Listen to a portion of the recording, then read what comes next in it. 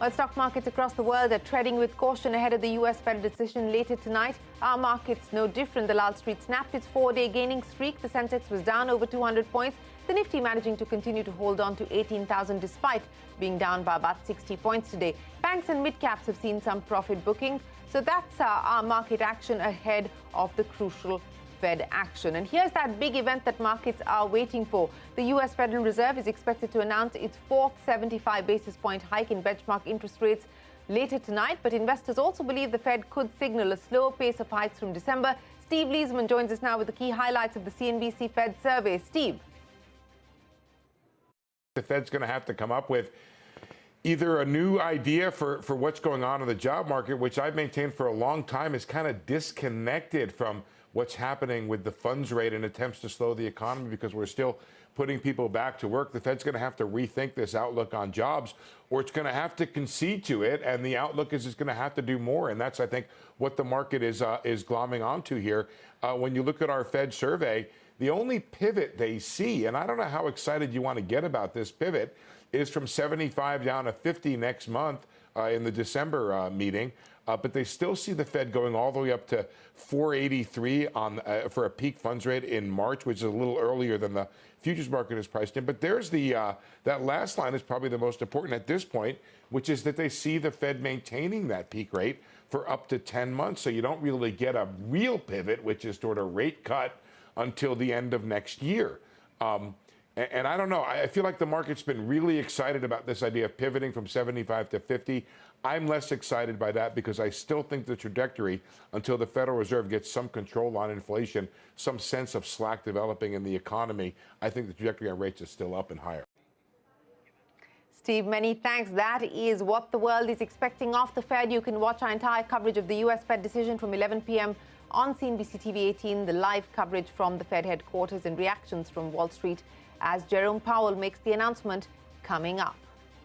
The big CNBC-TV18 newsmaker this evening, India is set to become the world's third largest economy and stock market by 2031. That's according to a recent report by Morgan Stanley. Speaking exclusively to me, Rhythm Desai, the managing director of Morgan Stanley India, said India is primed for high growth over 10 years and it can become the office and the factory of the world. Desai expects financials, consumer discretionary IT services and industrials to drive growth this decade. Take a look.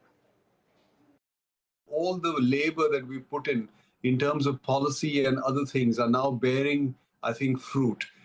There are also a few things happening globally that are helping us. So it seems like a sweet spot for India.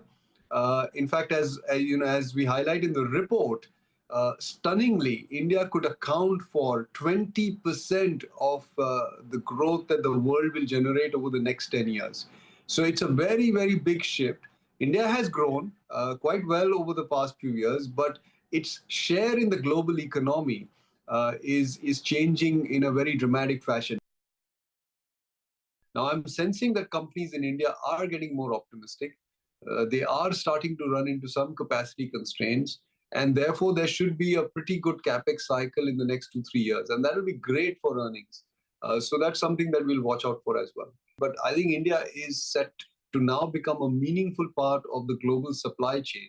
And a lot of companies will reveal this to you, that they're receiving orders. Hitherto, they didn't have access to those orders because Chinese companies used to take those orders, and they are now all set to increase capacity to service these export orders. On top of this, multinational companies are looking at India as a very attractive destination. And you can catch the entire conversation with Rhythm Desai, Managing Director at Morgan Stanley, on why this could be India's decade. That's coming up for you at 6 p.m. right here on CNBC-TV18.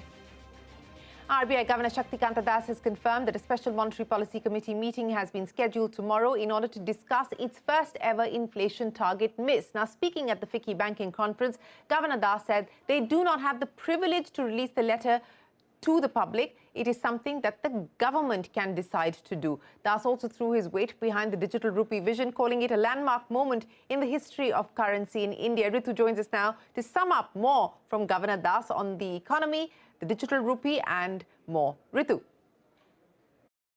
Well, a day after the launch of the pilot on wholesale digital rupee, the Reserve Bank of India Governor Shaktikanta Das here today addressed the moment as a landmark one for the financial system, for India's economy as a whole, saying after the launch of the digital currency, the way business is done is going to be completely transformed. He, however, said that the RBI will tread carefully when it comes to the full-fledged launch of the CBDC because they want to ensure that the entire process remains non-disruptive. It was indeed a landmark moment in the history of money, in the history of currency in our country.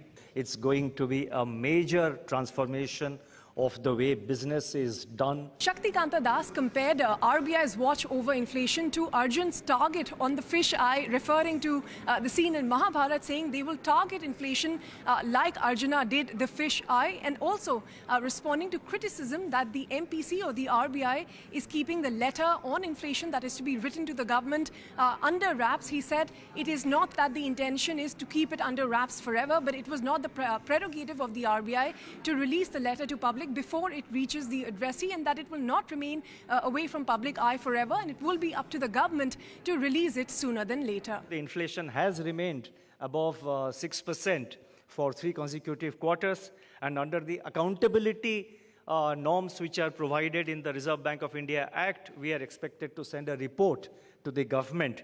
I don't have the privilege, authority, or the luxury to release it to the media before even the addressee gets it.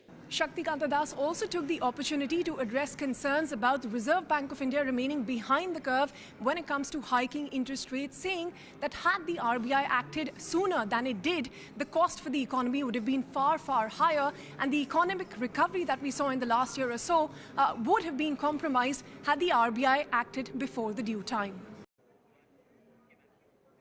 Ritu, many thanks for joining us. In the aviation space, Ahmedabad's international airport, operated by Adani Airports, has proposed to hike the user development fee for domestic departure. The charges proposed are 7 times higher than the current charges. Madiha Mujawar joins us now to take us through the details of the proposal that's been sent in by Adani Airports. Madiha, how is this likely to impact travellers, and has this now been cleared by the regulator? Air travel from Ahmedabad might become costlier starting February next year. The Ahmedabad International Airport, which is operated by Adani Airports, has proposed to hike user development fee from the current 100 rupees to 703 rupees for domestic departure. These rates will increase after completion of the 1-year period.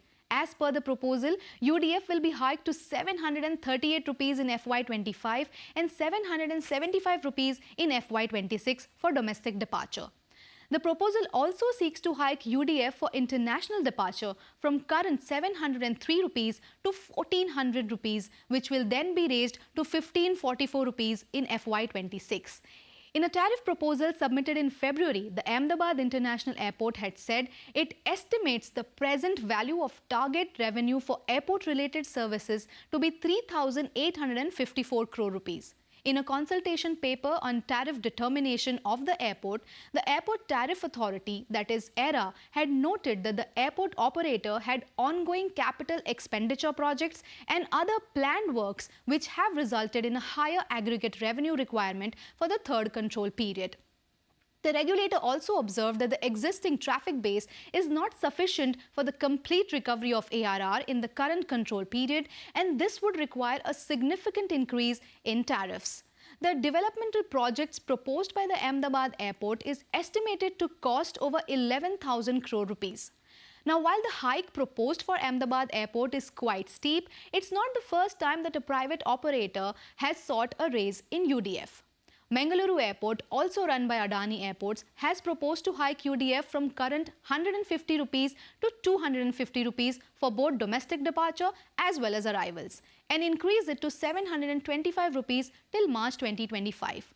Earlier, the GMR Group had also proposed to hike UDF at Hyderabad International Airport for domestic departure from 281 rupees to 608 rupees, but it was only allowed to go ahead with 480 rupees. So the Ahmedabad Airport's UDF is also subject to the regulator's approval. Aviation experts who have been tracking these airport charges say the regulator factors in total cost, inflation, and how other airports undertook similar expansion activities in the past, as well as passenger growth projections to calculate and approve the UDF. Madiha, many thanks for joining us. Now, Twitter's new owner and sole director, Elon Musk, has announced an $8 monthly subscription to certify blue ticks and other features, including long-form video and audio posting. The decision is in sync with Musk's plans to establish Twitter as a less ad-driven model. Abhishek Dattaroy explains why Musk is banking on subscription-based business model amidst an possible exodus by advertisers. Take a look. Days after sauntering inside the Twitter headquarters carrying a sink, Elon Musk has dissolved the company's board and is reshaping it as the sole director. Musk, whose current Twitter profile designates him as the complaint hotline operator, wants users to pay $8 for the blue ticks, a sign of honor on the social messaging platform. In a series of tweets, Musk trained his guns on what he called the current lords and peasants system, invoked power to the people and listed out a bouquet of benefits for those who buy the subscription. This includes priority in replies, mentions and search, ability to post long video and audio, half as many ads and a paywall bypass for interested publishers. Remember, Twitter Blue, a premium subscription-based service, is already available to users in the US, Canada, Australia and New Zealand. But there is so far no official data on the number of users. While Twitter has not yet laid out a timeline, Musk's decision to charge users for a blue tick is in sync with his plans to steer towards a less ad-dependent model. 89% of Twitter's 2021 revenue came via the digital ads route. Musk has repeatedly said that he wants the platform, which he acquired for $44 billion after months of dithering and uncertainty, to be less reliant on ads. The message from the chief twit is clear, and I quote, "To all complainers, please continue complaining, but it will cost $8, end of quote. As per reports, Twitter presently has over 4.23 million verified users. Even if 10% of them were to sign up, it would bring Twitter $4.1 million of additional revenue a year. Several advertisers have exited the platform in the last few days, raising doubts over Musk's content moderation plans. There are concerns about Elon Musk's strategy on content moderation, this despite assurances from Musk that Twitter cannot become a free-for-all hellscape. IPG, one of the world's largest ad companies, has already advised clients to pause their spending on Twitter, but Elon Musk is no short of supporters. I would never, ever underestimate Elon. The $44 billion acquisition has been termed expensive by several tech experts and Wall Street. Musk has already laid off top executives and more pink slips could be in the offing. And after railing against ads on Twitter for far too long, charging a fee for blue ticks could be essential for Elon Musk to service the debt. With Abhishek Dattaroy in Mumbai, this is Shireen Bhan for CNBC-TV18. Well, we will head into a break, but when we return, search operations continue for day 4 after the collapse of the Morbi hanging bridge that killed 135 people. Details when we return.